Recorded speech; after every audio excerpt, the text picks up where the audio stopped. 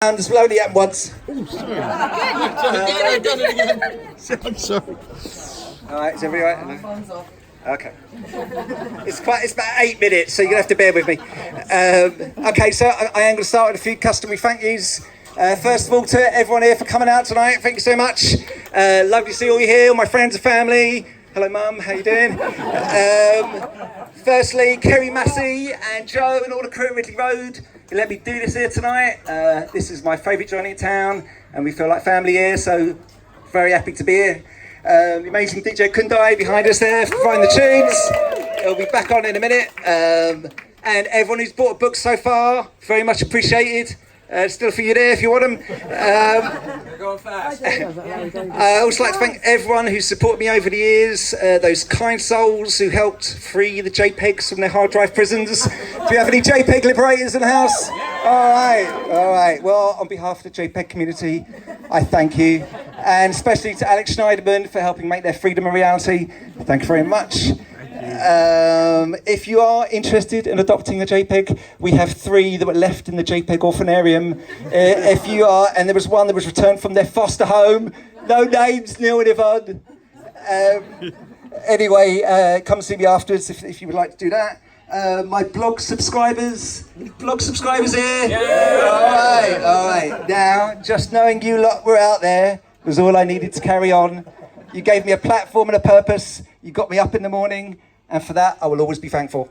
Yes, 11 a.m. is a struggle for me. Please don't judge. All right. If you would like to become a subscriber, there's a subscribe button on my website. It's just got a massive overhaul by Rob Plasko. Where's he? Thank you very much for that. Thank you, Rob. My last thank you is to my dopamine muse, Kerry Fisher, who always had total belief in me way before I had it in myself. Sorry, strange jet of water there. You gave me strength and confidence like no other, and don't worry, I'm not going to get any more gushy than that. But I'd just like to say thank you so much. Thank you so much. I should say there is a possibility that you just happen to be here tonight. I have no fucking clue who I am or what I'm talking about. My name is Baby Cakes Romero.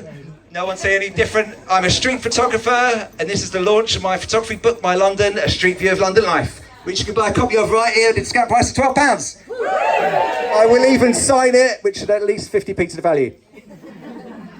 All right. So, to be honest, I am really chuffed to fuck this book now exists. It feels so great to finally have my work out there in the real world. Ironically, it would not have happened without the digital world. The internet gave me an audience without having to go through someone else. And I'm very, very grateful for what it allowed me to do.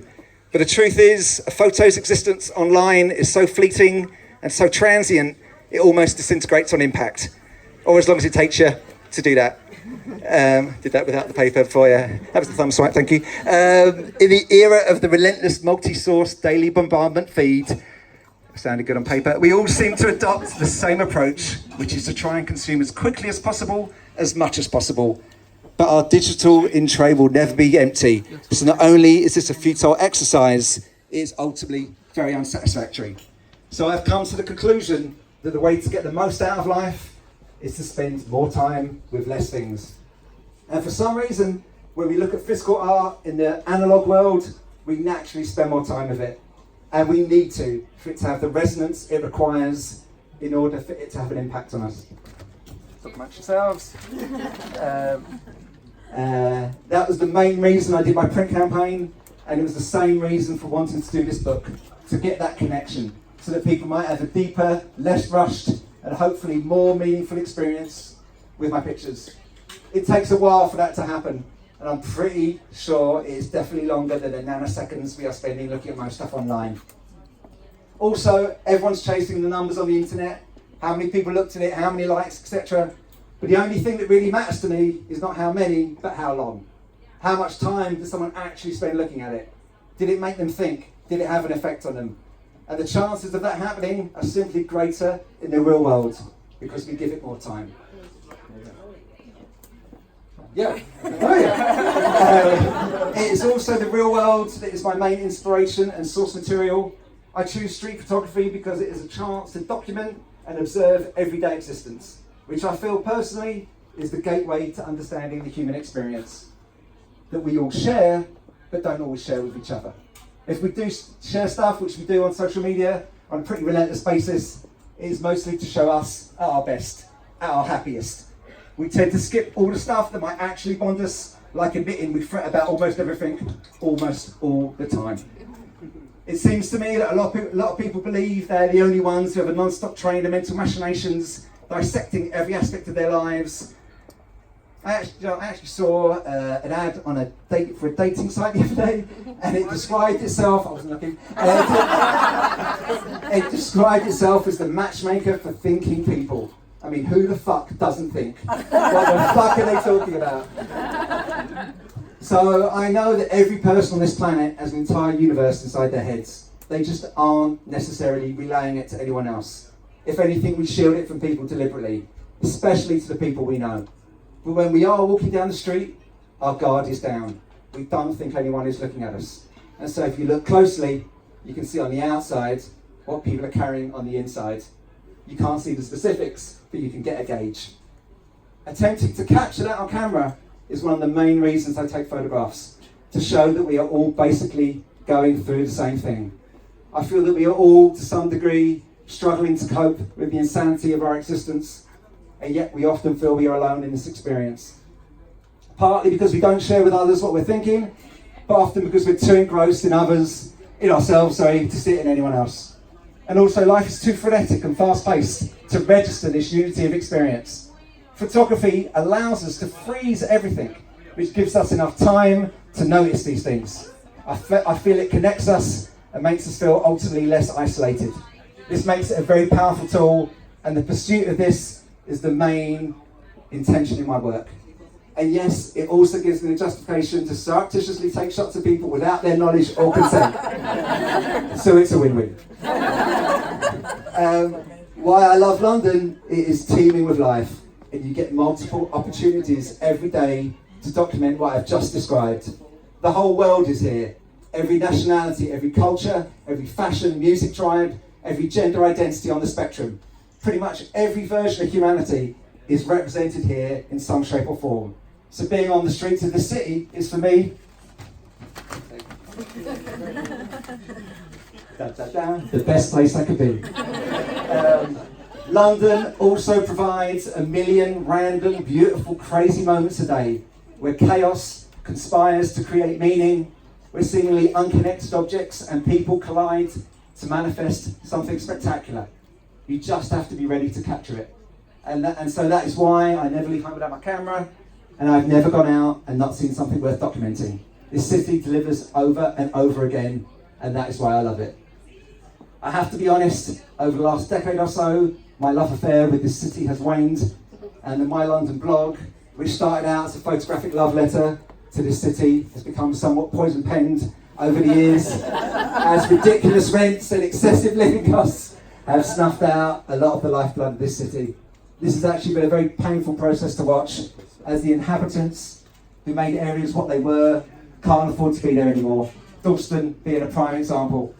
This city of possibilities has become the impossible city for so many, and London has transformed an insane amount over the last decade or two, turning from a city of culture into a city of commerce. And I've had to watch the city I grew up in crumble and a new one rise up out of its ashes. Mostly consisting of luxury flats, which we clearly need fucking more of. In all honesty, I was angry about it for a fucking long time, but when I realised eventually is that change is inevitable. It is the one thing we are convinced for some reason won't happen, and it is the one thing that is guaranteed to happen. London has never stopped still, and it will be interesting to see what happens from now. I am, for better or for worse, going to stick around and do my best to document it, and hopefully we will all be able to stick around to enjoy it. It's still an amazing city, and I really can't imagine being anywhere else, even with the shitstorm we are currently in. That's about it. I'm going to end on something slushy. My dad is no longer here, he's no longer alive, and he isn't here to see this, which sucks, because I've done fuck all by the time he died. But his death spurred me into action, initially to cope with grief, but also because I realised that our time here is finite, and you better get on with shit while you can. I don't believe in heaven, unfortunately, but my dad was a scientist, and science has proven that all these molecules still exist and have morphed into something else. So please raise your glasses to the molecules formerly known as Ralph. Thank you. Please stick around. Double Agent 7 will be on in a bit. Apparently they are incredible DJs. So I hear. For now, it's back to the amazing DJ Kundai. It will kick off Mission 45. Take it away.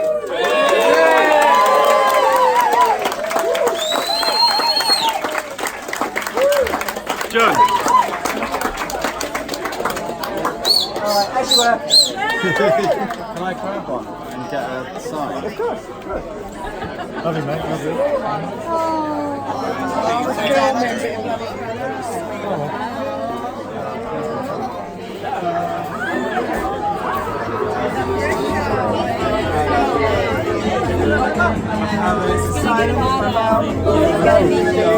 I'll get a picture of the two of you.